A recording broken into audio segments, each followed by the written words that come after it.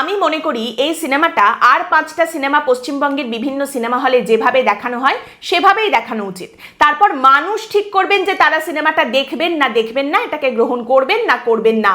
Cinema is a people's medium, এটাকে এইভাবে গলা টিপে বধ করা উচিত নয়। আপনি এই সিনেমাটা আর 5টা সিনেমার মতোই দেখতে পারবেন, সেই পরিস্থিতি তৈরি করা উচিত।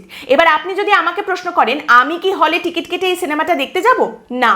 প্রথমত আমি সিনেমা হলে সিনেমা খুবই কম দেখতে যাই, আমি অতটা সময়ও পাই না। আমি শেষ যে 3টে সিনেমা হলে গিয়ে দেখেছি সেগুলো হচ্ছে লাপাতা লেডিজ, বহুরূপী এবং সুপারম্যান। অতএব বুঝতেই পারছেন যে কতদিন পর আমি হলে যেতে পারি এবং কতটুকু সময় পাই।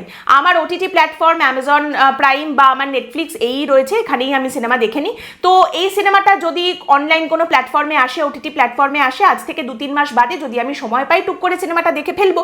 কিন্তু আমার চক্করে তো অন্যরা নেই, অন্য অনেকেই দুটো দিকে দাঁড়িয়ে রয়েছেন। একদিকে দাঁড়িয়ে বলছেন ছি ছি ছি ছি ছি, কিছুতেই এটা ঠিক নয়, এইরকম একটা সিনেমা রিলিজ করতে দিল না।